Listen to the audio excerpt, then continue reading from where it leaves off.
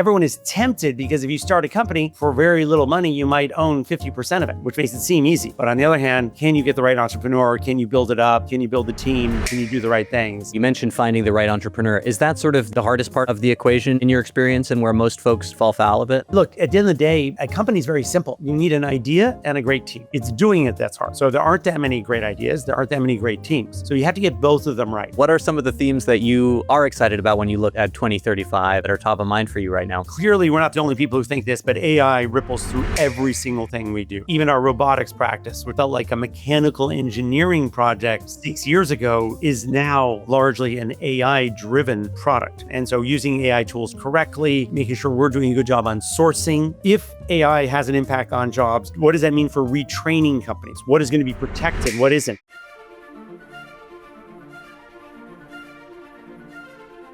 Hey, I'm Mario, and this is the Generalist Podcast. As the saying goes, the future is already here. It's just not evenly distributed. Each week, I sit down with the founders, investors, and thinkers who are living in the future to help you see what's coming next and capitalize on it. Today, I'm speaking with Kevin Ryan, the founder and CEO of AlleyCorp. Kevin is arguably one of tech's most successful serial entrepreneurs and a legendary figure in the New York venture scene. He famously led DoubleClick to a $3 billion acquisition from Google, co-founded MongoDB, which grew into a $25 billion public company, and has incubated dozens of other ventures, from Zola to Business Insider. In our conversation, we explore two surprising pockets of the future that Kevin is betting on: psychedelics for mental health and AI-powered material science. Kevin shares how psychedelics are achieving unprecedented results in treating depression and PTSD, and why AI may discover revolutionary new materials, everything from helicopter blades to smartphone glass, that humans never imagined possible. We also dive into why e-commerce turned out to be a worse business than physical retail, what it really costs society to imprison someone for a year, and the hard-won lessons of building successful incubations. If you enjoyed today's episode, I hope you'll consider subscribing and joining us for some of the incredible ones we have coming up. Now, here's my conversation with Kevin. This episode is brought to you by Interpret. Interpret is a customer intelligence platform used by leading CX and product orgs like Canva, Notion, Perplexity, Strava, Hinge, and Linear to leverage the voice of the customer and build best-in-class products. Interpret unifies all customer conversations in real time, from Gong recordings to Zendesk tickets to Twitter threads, and makes it available for your team for analysis and action. What makes Interpret unique is its ability to build and update a customer-specific knowledge graph that provides the most granular and accurate categorization of all customer feedback and connects that customer feedback to critical metrics like revenue and CSAT. If modernizing your voice of customer program is a 2025 priority, like it is for customer-centric companies such as Canva, Notion, Perplexity, and Linear, reach out to the team at interpret.com/Mario. That's ENTERPRET.com/Mario. This episode is brought to you by Auth0. Auth0 is an easy-to-implement, adaptable authentication and authorization platform. Think easy user logins, social sign-on, MFA, and robust role-based access control. With over 30 SDKs and quick starts, Auth0 scales with your product at every stage. Auth0 lets you implement secure authentication and authorization for your preferred development environment. You can use all your favorite tools and frameworks to manage user logins, roles, and permissions. Auth0's new offering, Auth for Gen AI, is currently available for developer preview. Secure your AI agents and integrate with the Gen AI ecosystem using features like user authentication, Token Vault, which calls third-party APIs on a user's behalf, async authorization, and fine-grain authorization for RAG.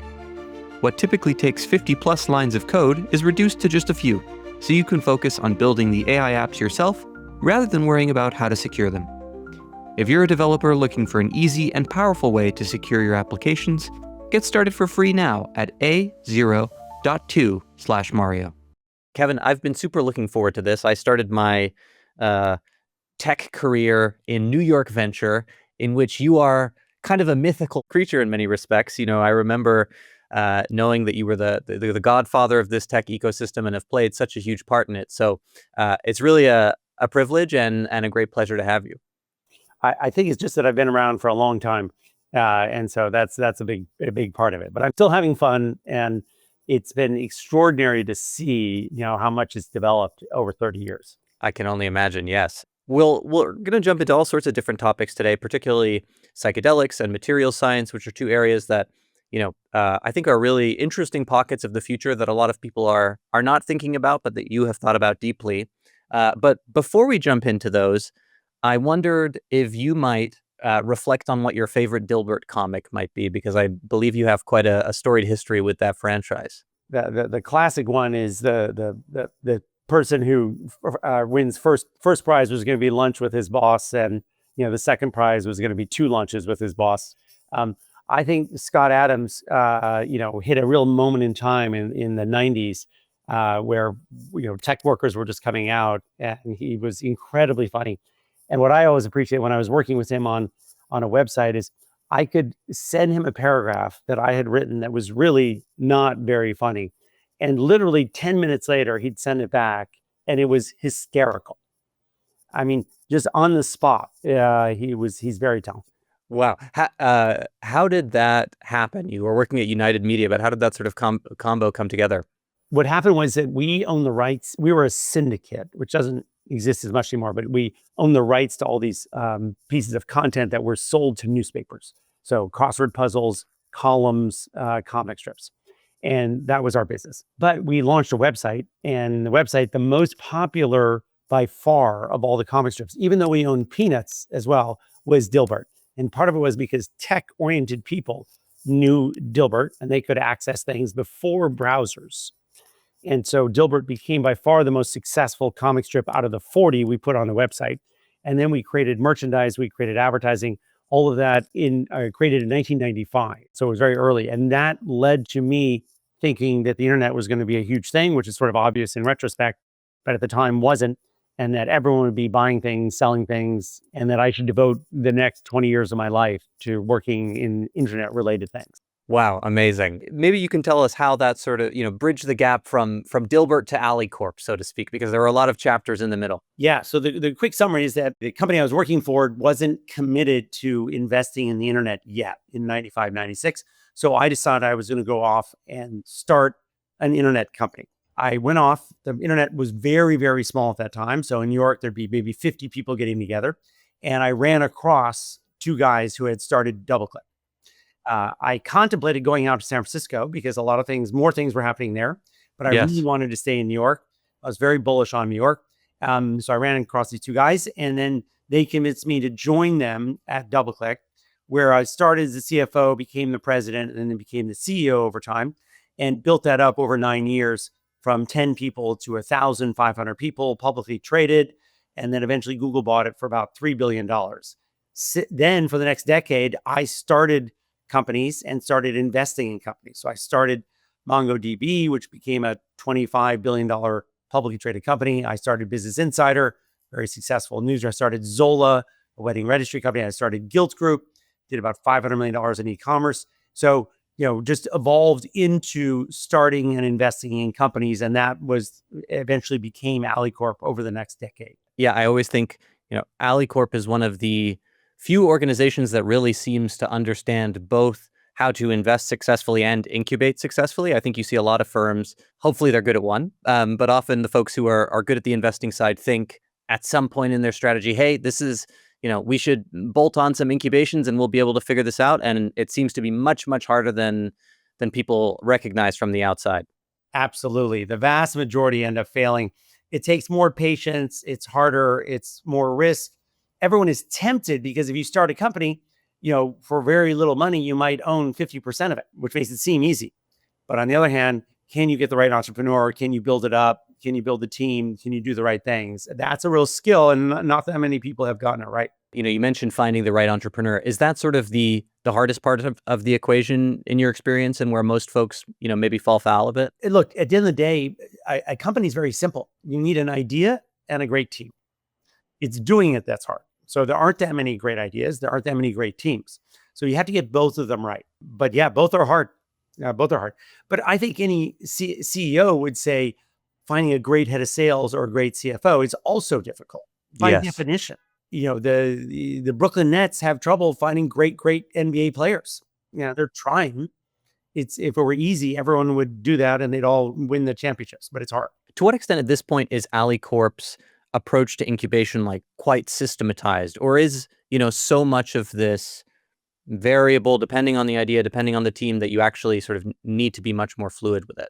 You need to be pretty fluid because as you know, we do things in very different industries. So, when I started an e-commerce company selling women's fashion at a discount, that's pretty different than a database company. You have different people, different skill, going after different investors. Yes.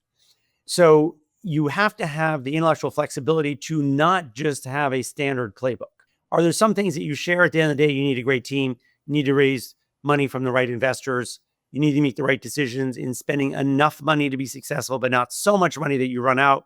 All those things are part of building a business, and they're not easy. But no, I think you have to adapt to each business. You mentioned that, MongoDB obviously had this, truly, remarkable outcome. And there have been, so many other successes when you talk about Zola and so on. What was it, do you think, about MongoDB in particular that meant it had maybe an order of magnitude bigger, or let's say close to that, than even the other successes? Was it, just that the market was so much more interesting? Was it sort of the team, maybe both of those two factors? Yeah, first of all, we were going after an incredibly large market. I mean, even though Mongo is a very successful company, think of how big, Oracle still is today, SAP, think of Snowflake. There's all these different companies that have different database structures.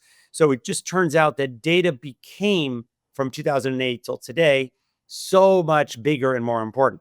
When we started, John Deere didn't have databases. And now every tractor they sell has to have a database to capture the amount of fertilizer, let's say, that they're doing by row. That's something that was just unimaginable, 30 years ago. We have clients that are train companies that put sensors on every single wheel on a train. Wow. To know whether it's going to break or not, because sensors are so cheap now. That's something that just didn't occur. So we were right, lucky or smart, seeing that the market we were going into was going to grow dramatically. It's a hard product. Databases are not easy. And so my two co-founders, Elliot Horowitz and Dwight Merriman, were truly technically brilliant and came up with a great product. We did a lot of great recruiting, built a good team. And so, but it was hard. For 3.5 years, we had no revenue. That is not easy to raise your second or third round of financing. We were giving away the product. It wasn't good enough for prime time in the very beginning to do mission critical functions, but tens of thousands of companies were using it. It was getting better and better. People started paying for it. So it did take time. When we started Mongo, we didn't know that we were going to lose $1 billion before we had a profitable quarter. And I believe that in 2008, I don't think another company had lost $1 billion before having a profitable quarter. So luckily, the financial markets saved us and became more open. And Uber probably lost $5 billion during that time, or they, Tesla, other people. And that's what's so remarkable about the financial markets, pretty much uniquely in the United States, is, and they're not being dumb. If they can see the numbers are happening, they will fund things and create big companies. $1 billion seems like a lot of money to lose, but if you think about it, we created a $25 billion company. Yes. I asked you, would you put in $1 if you get $25 worth of value? All day long. Of course. The other company or one of the other ones you mentioned there was Gilt, which, I think has such an interesting story. I remember being, in New York, in the tech scene at that time, and really feeling like, this was almost the future of e-commerce. And it did have, quite a height and, still achieved great things, but maybe didn't reach the pinnacles of what people thought it might. When you reflect back on that, like, what were the pieces of that model or the timing that just maybe didn't line up in quite the right way? I talk about this example in business schools because, oh, really? Imagine I run into you and it's 2010. So I'm 2 years in. You ask me, hey, Kevin, how are your companies doing? And I say, well, Mongo has zero revenue again this year. And Gilt, just remember this, did $175 million of revenue in year 2. Wow. I don't believe any company in New York City has ever done that. Yes. Last 25 years. And if you had said to me, which company is getting more valuable? I would have said, what are you talking about? Obviously Gilt. This is a phenomenon, as you remember. But the industry changed. And so what happened was in 2010, you couldn't buy Marc Jacobs at 50% off on the Marc Jacobs website because they didn't even have a website. They were a business to business, brand that sold to Bloomingdale's and Saks and people like this. They didn't have a lot of stores. And then within a couple of years, you could buy Marc Jacobs at 50% off on Macy's, on Farfetch, on 10 other websites, on Marc Jacobs, on Theory. There are so many brands. So we didn't have a differentiated enough product. And pretty soon, people would just shop the internet and find the right price, which was great for them and it was bad for us. Yes. Okay, interesting. The competitive dynamics just changed so much. Which is why it turned out that most people didn't anticipate that e-commerce for almost everyone is a worse business than running a store. And the reason is if you walk into a store today and you see a jacket you like and it's $150, maybe you can get it for $10 less 10 miles away. You're not going to go do that. Yes. One, you don't even know. Even if you did know, you're like, I got to drive 10 miles. I'm not going to do that. But online, it's one click away. Boom, you're going to go for the cheaper jacket. And that $10 is the entire margin of the entire business.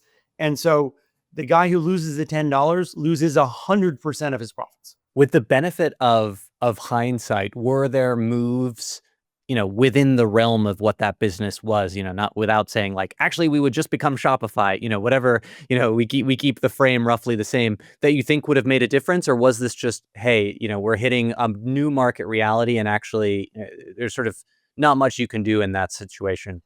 So on the one hand, what I'd say is the fact that there's no successful company doing what we did, even today, 15 years later, suggests that it's a hard business model to pull off. One of the things I look back on things I did is, did the sector do badly or did we do badly compared to someone else? Then it's an execution problem. So in this example, no. But if I were doing Gilt again, and I've thought about doing Gilt again, I would make it smaller and more exclusive. I think what we did was a little bit like a nightclub. Let's say you have the coolest nightclub. Every night, 300 people are killing each other to try and get in the door. Yes. You expand it to 1,000 people, it's no longer cool. Yeah. I don't want to go anymore. And so I should have restrained it more, maybe even charged membership, only had the very best inventory. It would have been a slightly smaller business, but maybe more sustainable. It's interesting to hear that you revisit these ideas and think about them, years down the line. In your sort of day-to-day running AlleyCorp, how do you sort of divide your time, get leverage on your time? Are you spending a lot of time sort of living in the future and thinking up these theses? Is it, more tactical on a day-to-day basis? As an organization, we do spend a lot of time, as you said, living in the future. We actually, in our offsite next week, we will put up the date 2035, just because it's 10 years from now. And we want to think about where is each industry going? What are the trends on the B2B side or B2C side that are happening that we believe are 10-year trends, which is a different way of thinking about things. And that's important. My day-to-day is threefold. One is I have 7 or 8 boards that I'm on. I'm generally chairing the company, some of our more valuable companies that I want to, help. And I'm working with the CEOs. So almost every day I'm having 2 CEO conversations. Then there's a big chunk of time where I'm helping the partners, the principals, the associates at AlleyCorp, dealing with some tricky issue they haven't dealt with before, judgment call, helping them interview someone, introducing to someone that might be helpful. So just assisting the next most valuable 20 companies in the portfolio.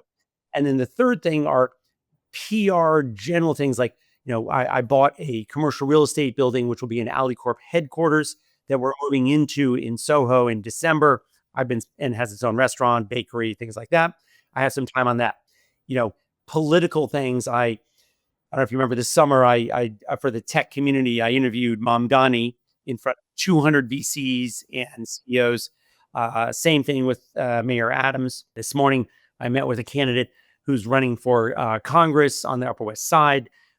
So things like that I can bridge and help the tech community with the business community, because I am one of the co-founders of Tech NYC with Fred Wilson, which is the tech lobby group. And I'm the vice chairman of the New York City partnership, along with, Jamie Dimon and the heads of Hearst and, Lazard and places like that. So trying to play a role, and that's something uniquely I can do for AlleyCorp. It sounds like your calendar is taking a beating on a very regular basis, but wow, that is a lot to manage. And I have 4 conferences that I own now. So one is in deep tech, one is in longevity, which was last weekend. One is Digital Health New York, which was a month ago, 380 people in New York City. And then I have an ideas conference, invitation only, called Odyssey, that occurs every year. And so I do spend time on that, which is also another way of meeting interesting people in fields that I'm excited about.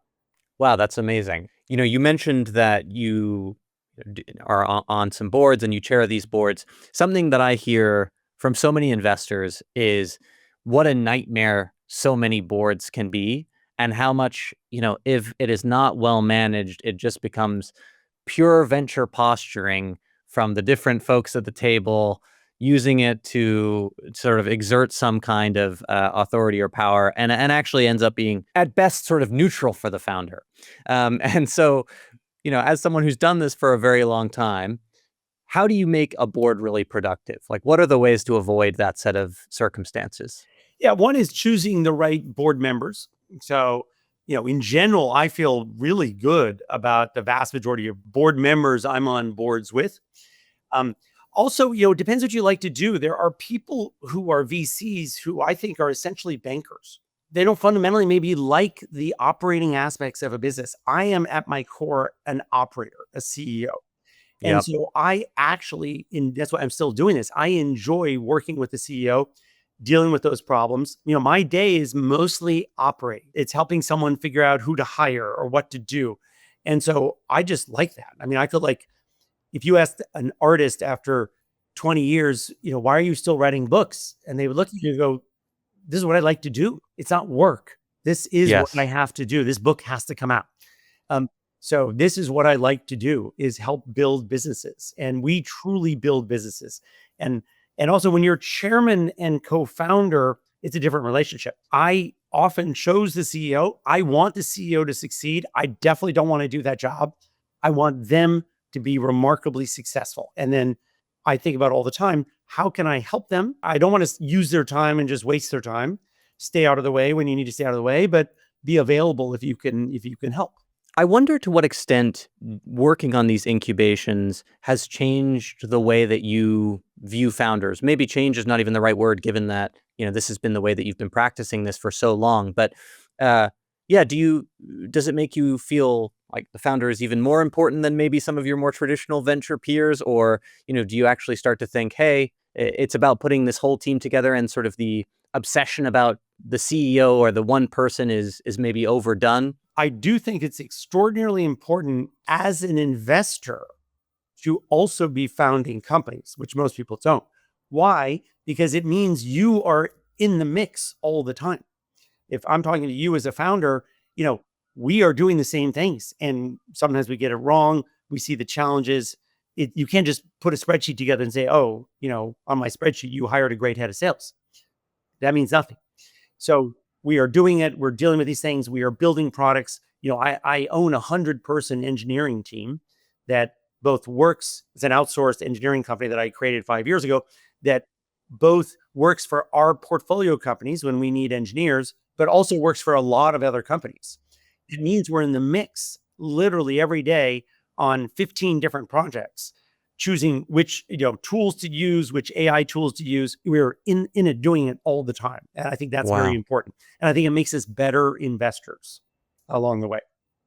So I don't think it changes my orientation to what is important for people. It's also humbling because, these things are hard. There's a reason only 1% of companies become unicorns. It's like, we all played sports in high school and not that many of us ended up playing pro, because there are very, very few spots at the top. And so it's important to be humble. To the extent that you're comfortable, what are some of the themes that you are excited about when you look at 2035 and, that are top of mind for you right now? Well, clearly we're not the only people who think this, but AI ripples through every single thing we do. Even our robotics practice, which felt like a mechanical engineering project 6 years ago, is now largely an AI driven product. So that's very important. And so using AI tools correctly, making sure we're doing a good job on sourcing, which is one of the things we're going to talk about. thinking about, we always play and talk about fundamental trends and second order, things that are going to happen. So, if AI has an impact on jobs, what does that mean?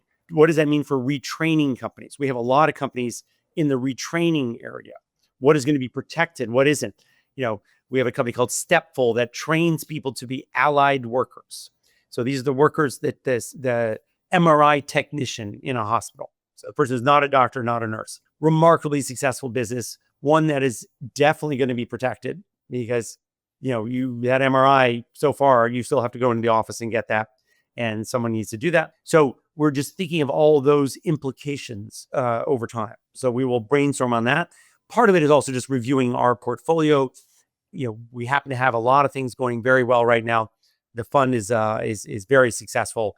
And so we got to stay on top of that. What are the lessons? What's going well and what do we learn from? What's going badly? What are we learning from? So that's important. Fascinating. Well, let's talk about one of these trends that you've been involved in deeply for quite a long time, which is, psychedelics. How did this interest arise? Was this, something that, I don't know, maybe you had a transcendent experience yourself, or you saw its effect on other people's, own mental issues? How did you sort of come to this space? So I do read a tremendous amount. So I it's an important part of what I do. I'm reading probably easily 2 hours a day, and some books, a lot of articles, things like that. In 2017, I read the Michael Pollan book, How to Change Your Mind. It was one of the New York Times 10 best books of the year. And I had never been interested in psychedelics before that, never tried it. And I read the book, and it actually, ironically, did change my mind. I came out thinking, oh my God, these are useful. Some of these substances can be extraordinarily useful for what's arguably the most important problem of our time, which is the increase in depression, mental health, anxiety, PTSD. And the scientific data shows that it works. And so then I was still on the board of Yale at the time.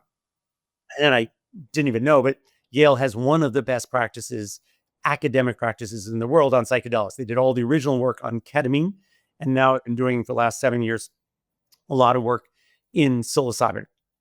So I met with the team there. I'm probably the leading donor to the Yale Center for Psychedelic Research. Got to know them very well, so learned more, became more persuaded, and became persuaded of something is, if I told you that AI is going to be big, you'd say, thank you, Kevin. I think everyone, including my grandmother, already knows that. You're late to the game. In 2018, 2019, it was not as obvious. Most VC firms couldn't even invest in psychedelics, excluded from it, and thought it was a really bad thing, which of course makes no sense. How can you not invest in something that Yale, Stanford, and Johns Hopkins are working on in the lab? So anyway, I thought, there's an opportunity here because most people don't touch it. Most people don't understand it. And I think it's going to be very big. I think it's going to be a $10 billion industry. So I was active as a nonprofit donor and still am. But I also then in 2020 started a company called Transcend in psychedelics, which so far is looking very, very successful. So interesting. You mentioned, the use of ketamine and psilocybin. Is there a growing consensus about, when is the right time to use one versus the other, or which is more effective? How is that sort of perceived at the moment? I think it's too early to say there's a consensus. What we're seeing is that these things work. So, if you read through 300 academic studies, you would come back to me and probably conclude the following, that, it looks very definitive that, that psychedelics can work for the things I mentioned: PTSD, depression, anxiety, addiction. You would probably conclude that it looks very promising in things like traumatic brain injuries, anorexia, OCD. And you would conclude that if someone is bipolar or has psychosis, you should not use psychedelics. As of right now, there are isolated cases where it can make it worse, and we just don't have a good solution. All of these things may evolve over time, but the first 4 categories or 5 categories I mentioned probably hit 80 million people in this country. I mean, it's not solved. I mean, it's one of the most interesting things to think about. If I asked you what causes depression, you can't even answer. We don't even know that it's really genetic. We know there's an environmental influence, but on the other hand, maybe your brother has, deep depression and you don't. You grew up in the same household, you had the same things. Why is that? You don't know. Depression's been around for 200 years. It's we just don't understand the brain that well. What we do know is that generally these psychedelics do work. And they, by the way, don't work 100%. Nothing works 100%. MDMA in their phase 3 trials, 66% of the people who had treatment-resistant PTSD, which means they'd had it, I think, on average for over 10 and a half years, were cured of PTSD after 6 months. Wow. That is so staggering. We've never had anything that has achieved 30%. And in fact, everyone on this podcast knows that depression is a big issue. Yes. Name something that has come through the FDA in the last 20 years that's helpful. Nothing. As I recall, its ability to help treatment-resistant ailments is actually sort of like broader even than the PTSD, right? Like treatment-resistant addiction. Like it seems like, for these extremely hard cases, there's just this different modality almost that is opened by this path. Oh yeah. I mean, for example, if I had a relative who had a severe addiction problem, let's say heroin, and they don't have a heart issue, I would absolutely recommend that they use ibogaine. It's a long process. It hasn't been fully tested, but the results that we're seeing in so many cases are amazing. So yeah, very excited. But your earlier question, do we know what works best for which? We're getting there. We're getting, not fully solved. And some of them work for multiple conditions. I mean, psilocybin tends to work for almost everything. Ibogaine is a particular use in addiction and traumatic brain injuries. And we're still figuring out why. I mean, we know that in general, that psychedelics increase the neuroplasticity in your brain. That we can measure. I could look at your brain before and after psychedelics. And the first looks like a map, an internet map of Africa, meaning that there's some areas that don't have connectivity. And afterwards, it looks like an internet map of Europe, where it's condensed connections everywhere. Things have grown. We know that's helpful. So that's an important part. For folks to help sort of wrap their minds around this, how is this sort of traditionally administered?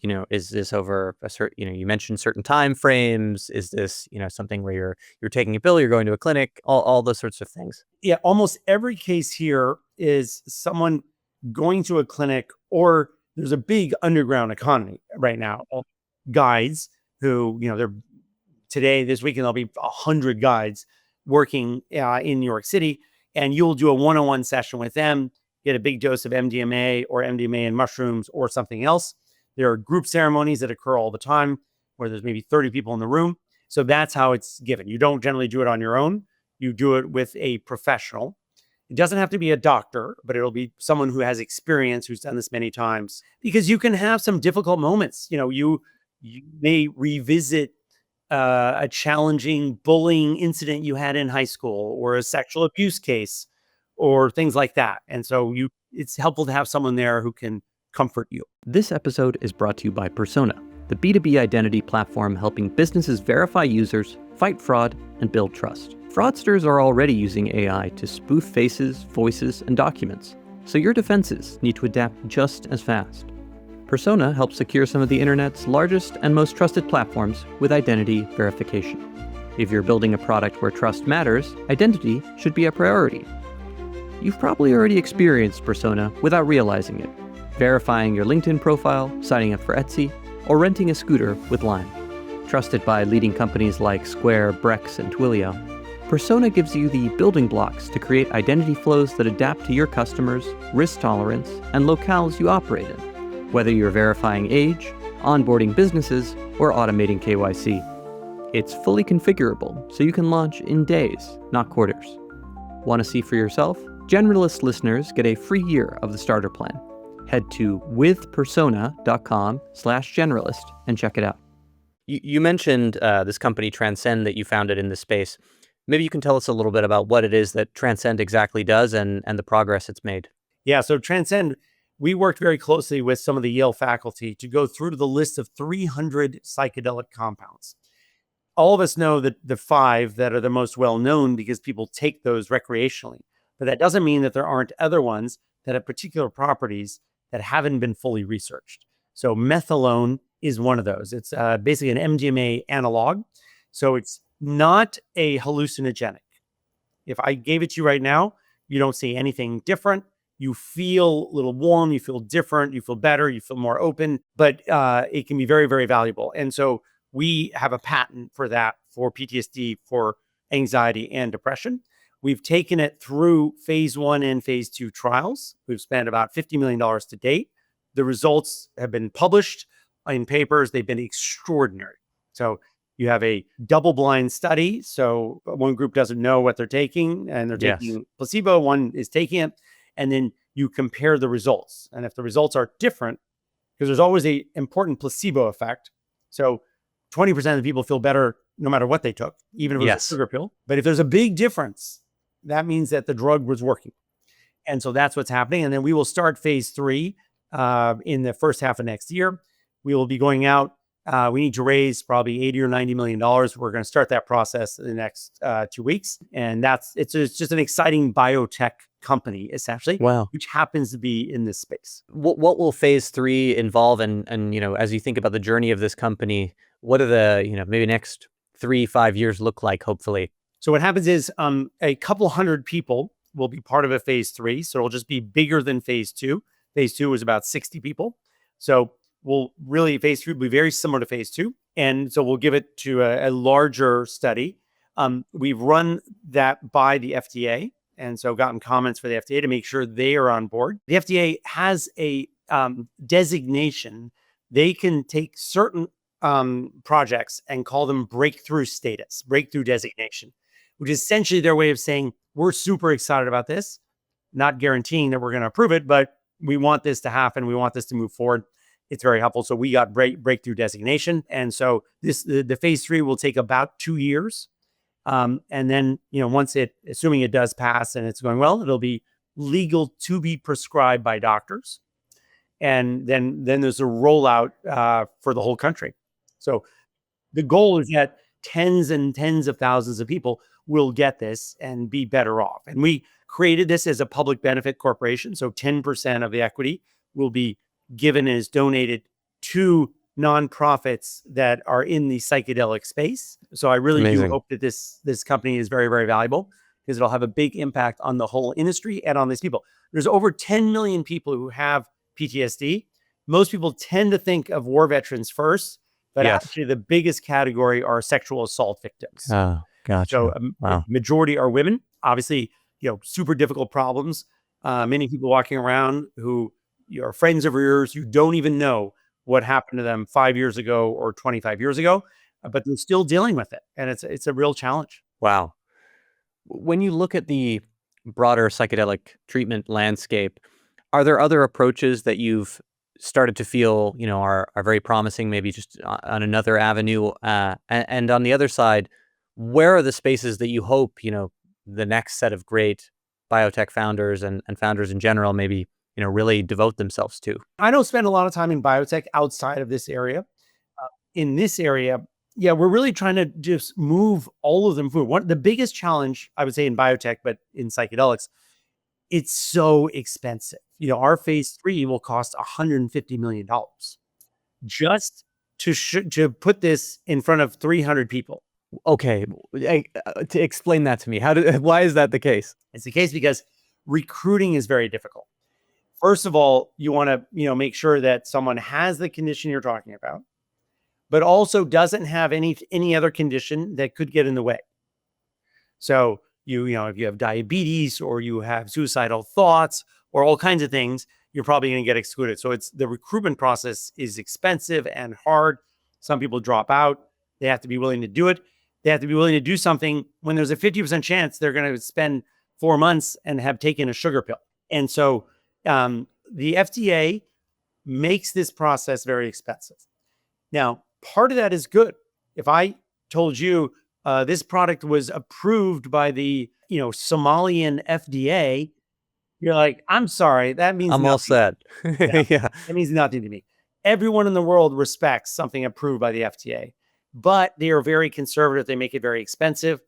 And so very few things go through. And so the trade-off is, maybe literally tens of thousands of people have committed suicide over the last decade because they didn't get these products that eventually will be approved because it was so expensive. And this is, by the way, one of the reasons that why do rare disease drugs not get through the process?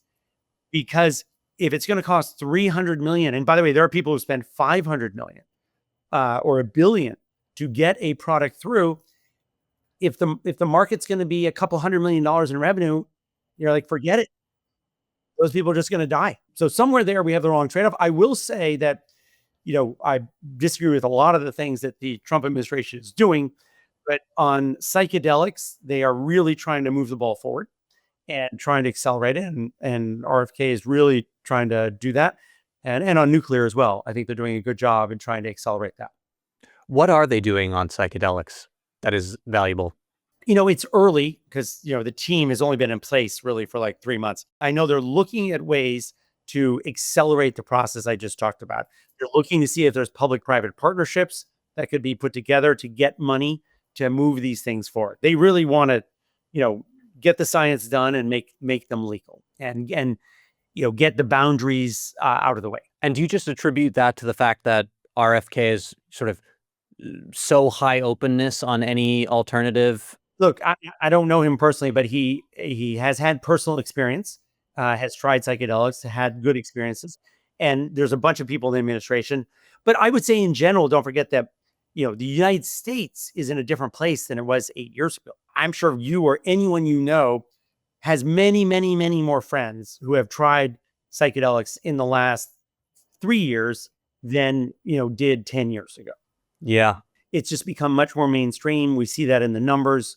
We see that in all the positive articles in the New York Times and the traditional media. So it's just a different time. So I think any administration today would probably be more positive, but they definitely are. The Biden administration and Biden himself, not particularly passionate about this area.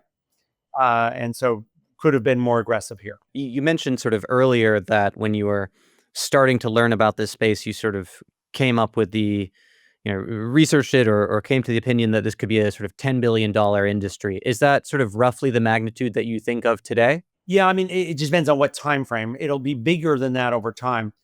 But already ketamine is selling $1 to $2 billion a year. And that's the only one that's legal. And it's also growing at, I think, 40 or 50% a year. 5 years, 10 years from now, ketamine could be there on its own.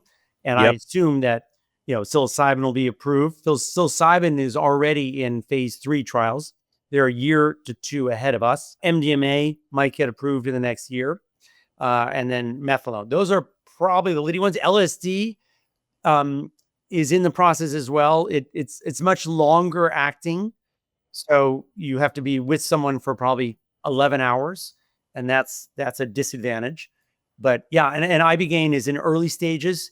So many, many years away from that. But I think a lot of these things will get approved. And do you expect there to be sort of markets and uses for each of these, for ketamine and ibogaine? Or is it the case that, we will eventually see that one or two sort of are, clearly the best choice? Look, I'm hopeful that we have many different compounds for many different conditions approved. Then there'll be a lot more data coming out. And then we'll see, ibogaine is particularly good for this. I think, GLP-1s is a good example. That's been around for 20 years. Yes. We discovered literally in the last 18 months that it's good for mental health and for Alzheimer's. And we could have found out that it really wasn't and it had a side effects, but it turned out it was the opposite. So yeah, we're still in the early stages of figuring out what works really well. Here's where I think we'll be in 20 years. A person walks in, we take a brain scan and we say, okay, for your particular brain, I think we need a cocktail of a little bit of compound number 3, psilocybin, and a big dose of compound number 7, and just a touch of compound 13. Because at that point, we will understand how the brain works, why this is doing it, and we'll be able to fine tune what we're doing. In the same way that we can actually alter your genes today, and we couldn't do that 20 years ago. The brain, we are probably 2 decades behind the body, but I think we're on our way. Yes, we're just sort of scaling the sophistication with which we can sort of understand these things and apply them. Switching gears, material science is sort of this other space where you're spending a lot of time. And it's interesting. I feel like from a lot of smart people that I respect, a growing interest or, intrigue in what's happening in this space. For folks that are, brand new to it. Maybe you can tell us a little bit about what we mean when we say material science. What people don't realize is how impactful material science is on everything. Obviously, in aerospace, it's extremely important. You need a new helicopter blade that has to be made of something. And so is it a combination of aluminum and carbon and this? You actually have 50,000 different choices. It has to be very resistant to heat because it goes very fast, cold because it might be high up in the sky, incredible wind pressure. You'd like to not use any expensive items that are controlled by China and need to tie together, and it can't be too expensive to manufacture. That's a complicated model. Today, how many people are actually working on, helicopter blade, compounds? Yes. 20? I mean, it's a tiny thing. The odds that they've come up with every combination. And by the way, when you test it, let's say you come up with an idea right now. We have to test it in a wind tunnel. We have to test it in a specific facility that goes to 100 degrees below zero. That in and of itself is expensive. So if AI can come up with recommendations that are much better and save you so that you don't get 1 out of every 10 right, but 1 out of every 3 right, saving you millions and millions of dollars and years. If you asked why do some of our missile systems take 20 years to develop, it's because of this. But that's true on an industrial side. But your computer, your iPhone has a specific type of glass that did not exist 20 years ago. That's incredibly resistant and you can see through and is really great and touchscreen. That's a material science problem. Even I have a teacup here that didn't exist 20 years ago when you and I were growing up, that it's hot tea keeps it on the inside, but on the outside is completely cold. That's a material science. The fact that my shirt does not sweat and is now wrinkle resistant is a material science problem. They actually put some substances into the fabric that make it better. My couch, this what I'm sitting on right now, is not flammable. And by the way, people don't realize there are so many fewer fires today in New York City than there were 30 years ago because it's a material science problem. Every couch now, is not flammable. The things on your walls are not flammable. So fires don't spread. So it's everywhere.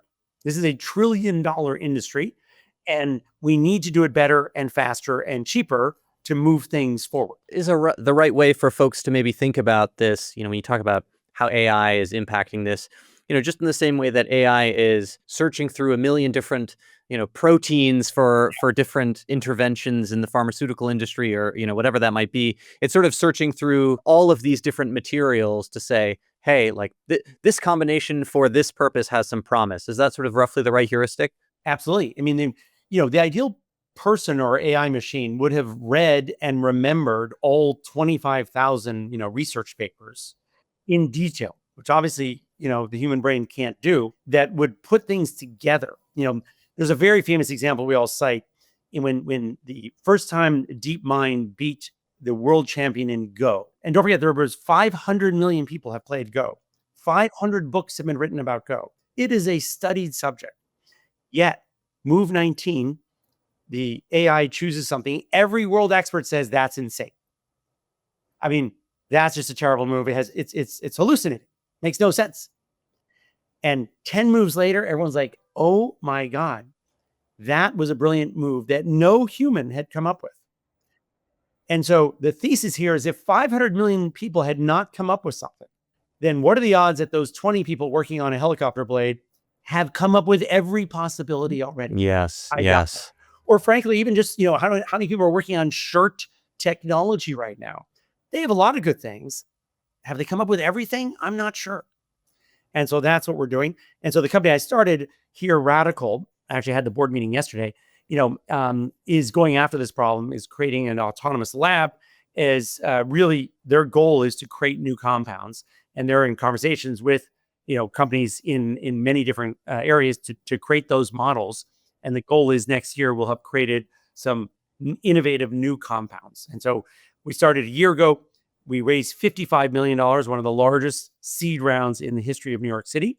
We have a fantastic team of 23 people, and we're off to the races. And the CEO who worked at AlleyCorp before was about 6 months away from his PhD in material science.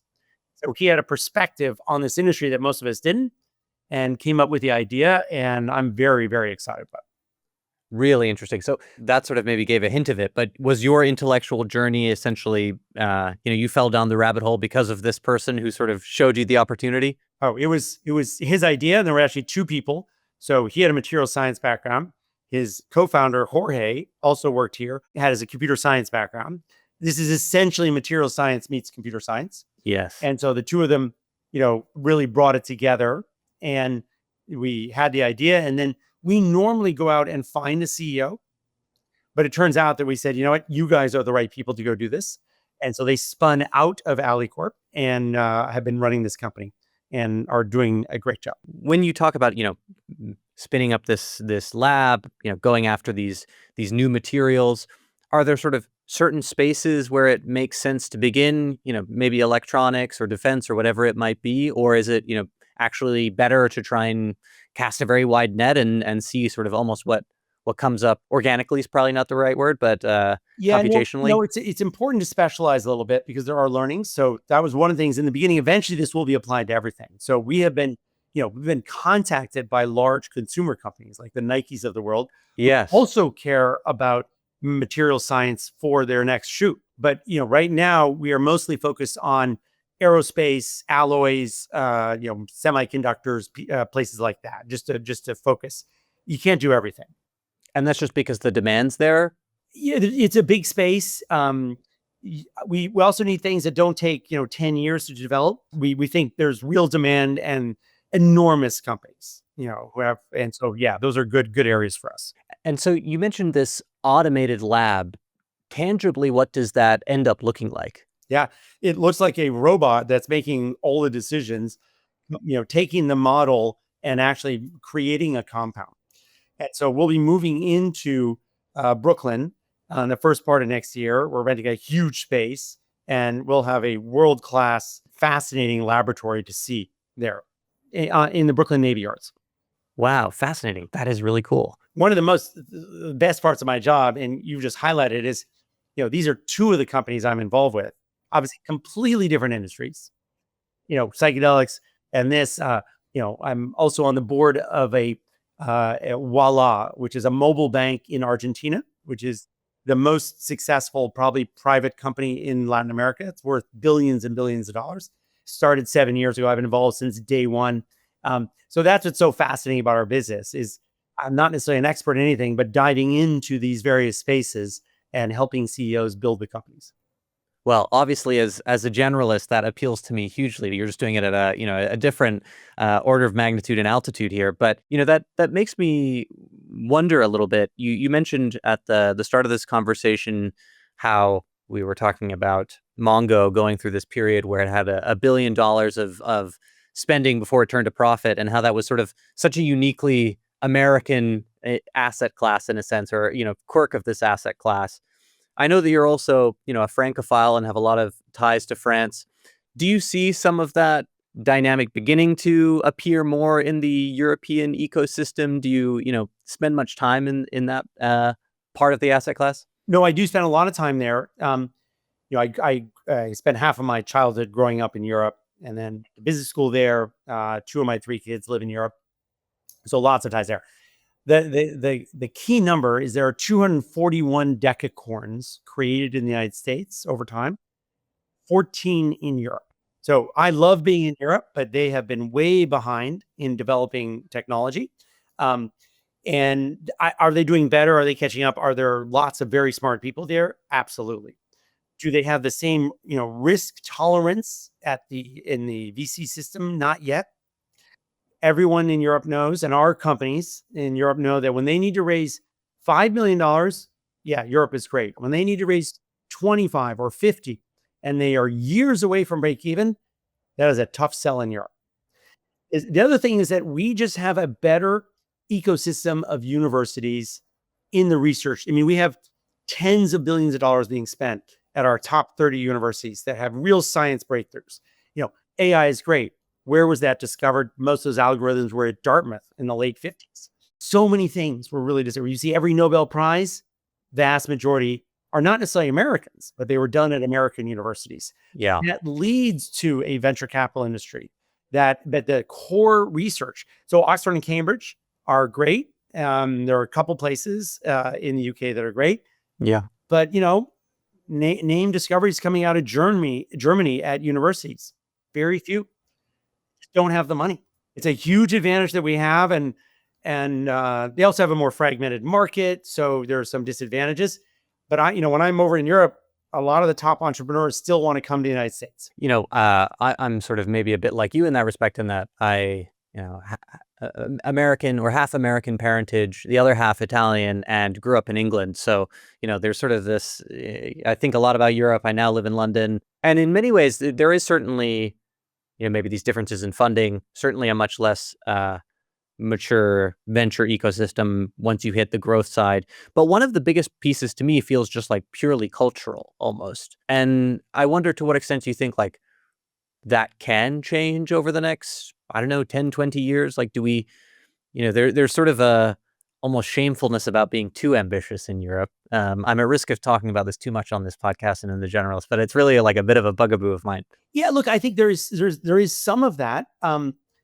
We've seen countries over time develop different skills. Like, Copenhagen. How did Copenhagen become a food capital of the world? They don't have a lot of farming.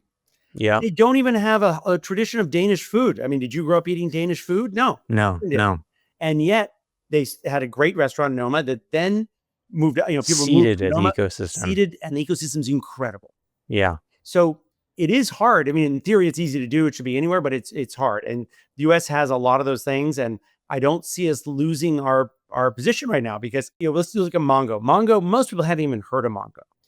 The reason is it's probably tech company number, 80 in the United States or 50. And so at 25 billion, France still has never created a company in the last 30 years that's worth half of what Mongo is.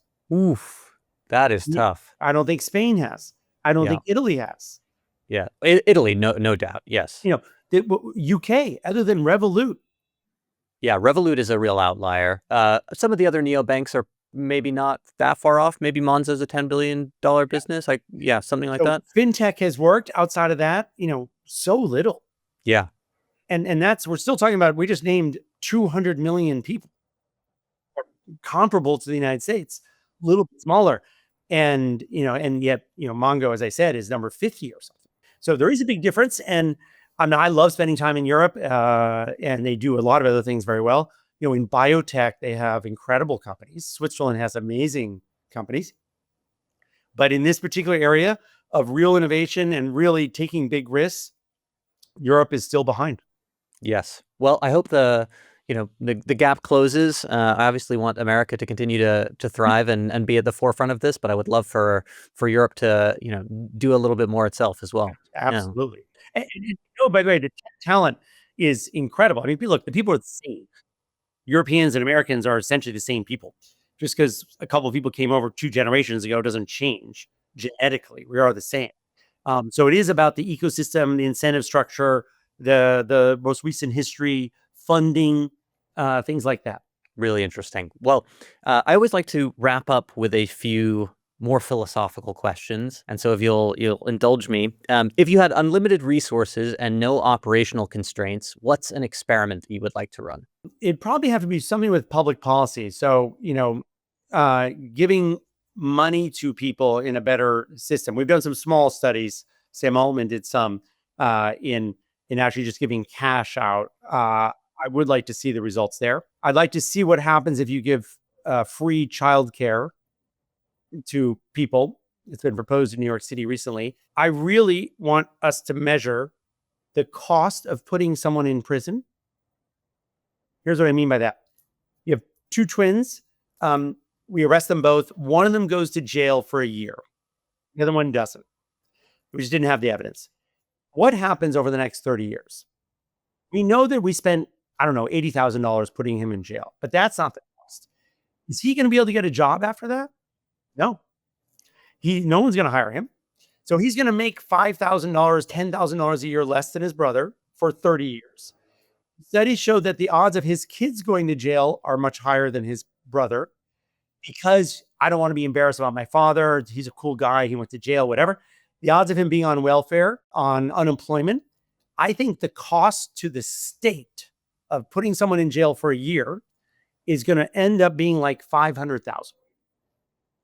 If that's true, then why don't we actually solve his real problem, which is he has an addiction problem, or he didn't have his GED, or he is really autistic and needs some help, or has a mental health issue.